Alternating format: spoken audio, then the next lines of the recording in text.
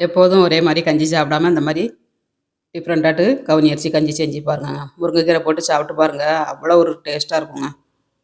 யாருமே இந்த மாதிரி செஞ்சு சாப்பிட்ருக்க மாட்டீங்க. செஞ்சு சாப்பிட்டு பாருங்கள். அடிக்கடி செய்ய சொல்லுவாங்க, அந்த அளவுக்கு டேஸ்டியாக இருக்கும்.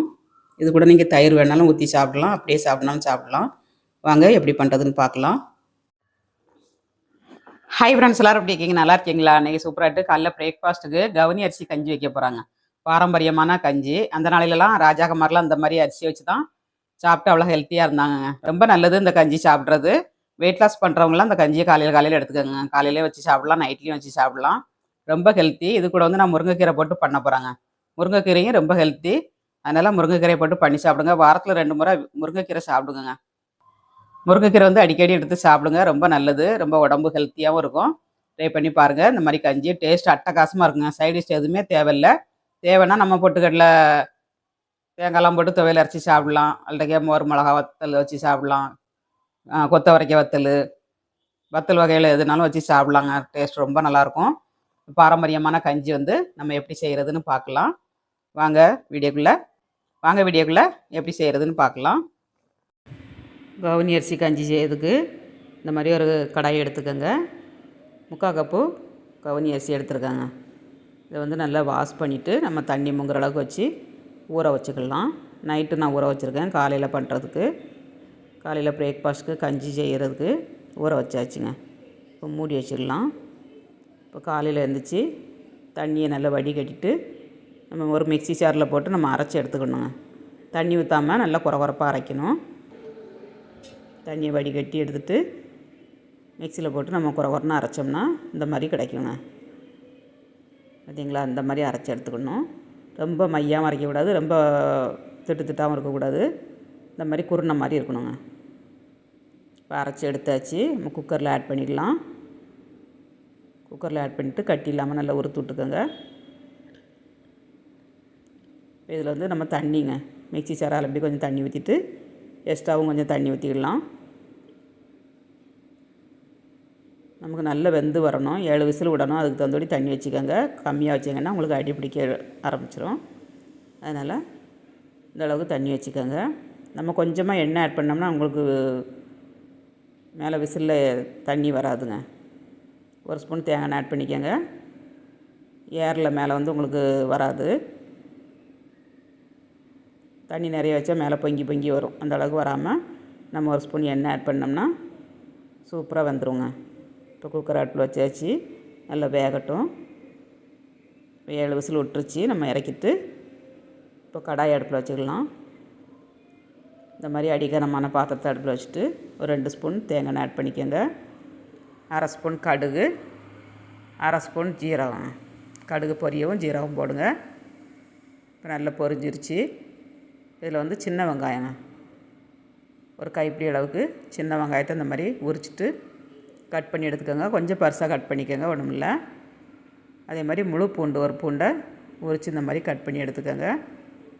நச்சியும் போடலாம், இந்த மாதிரி நீங்கள் கட் பண்ணியும் போடலாம். 2 பச்சை மிளகாங்க, காரத்துக்கு தகுந்தபடி மிளகா போட்டுக்கோங்க. கொஞ்சம் கருவேப்பிலை தழை போட்டு நல்லா வதக்கி விட்டுறணுங்க.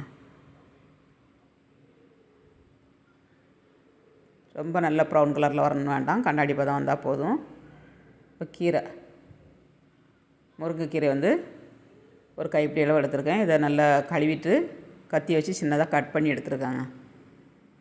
முழுசாக போட்டாக்கே கொஞ்சம் திட்டாக அடக்கும். இந்த மாதிரி சின்னதாக கட் பண்ணி போடுங்க.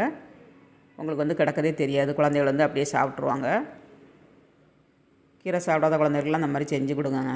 சட்னி துவையல் எல்லாம் பண்ணி கொடுங்க. நம்ம சட்னியும் தாளிக்கலாம், இட்லிக்கு தோசைக்கு. முருங்கைக்கீரை வந்து சாப்பிட்றது ரொம்ப நல்லதுங்க. அடிக்கடி எடுத்துக்கோங்க சாப்பாட்டில்.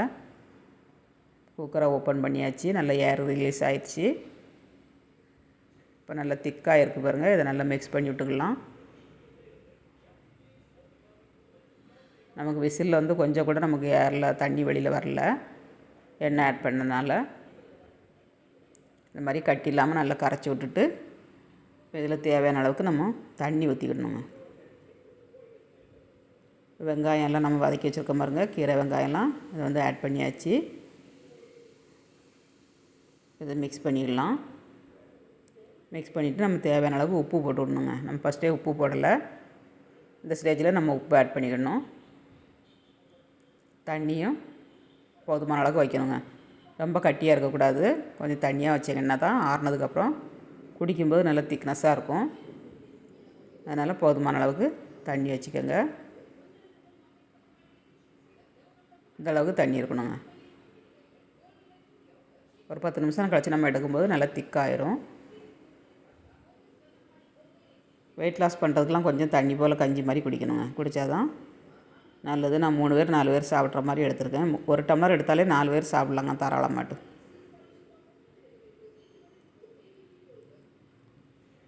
இப்போ நல்லா மிக்ஸ் பண்ணி நல்லா கொதிக்க விட்டாச்சு. லாஸ்ட்டில் கொஞ்சம் மல்லித்தழையும் வெங்காயத்தையும் கட் பண்ணி இந்த மாதிரி ஆட் பண்ணிக்கோங்க. நம்ம வெங்காயம் ஃபஸ்ட்டு போட்டிருக்கோம். பச்சையோட போடும்போது சாப்பிடும்போது ரொம்ப நல்லாயிருக்குங்க. கடி போடும்போது நம்ம ராகி கூழெல்லாம் போடுவோம் பாருங்க, அது மாதிரி போட்டுவிடணும். இது கூட நீங்கள் தயிர் வேணாலும் ஆட் பண்ணிக்கலாம். சைடிஷ்டு வந்து நம்ம துவையலாகவும் அரைச்சிக்கலாம். எந்த துவையல்னாலும் அரைச்சி சாப்பிட்லாம், ரொம்ப நல்லாயிருக்கும். நான் பொட்டுக்கடலையும் தேங்காய் போட்டு துவையல் அரைச்சிருக்கேன். இதுக்கு சைடிஷ்டு அட்டகாசமாக இருக்குங்க.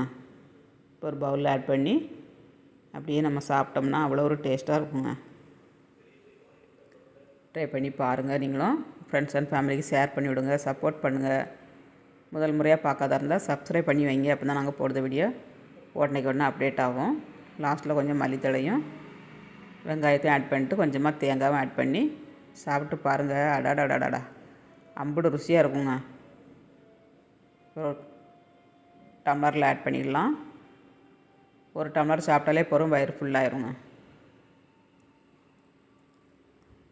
ஹெல்த்தியான கவுனி அரிசி கஞ்சி ரெடி. வாங்க எல்லோரும் சாப்பிட்றதுக்கு.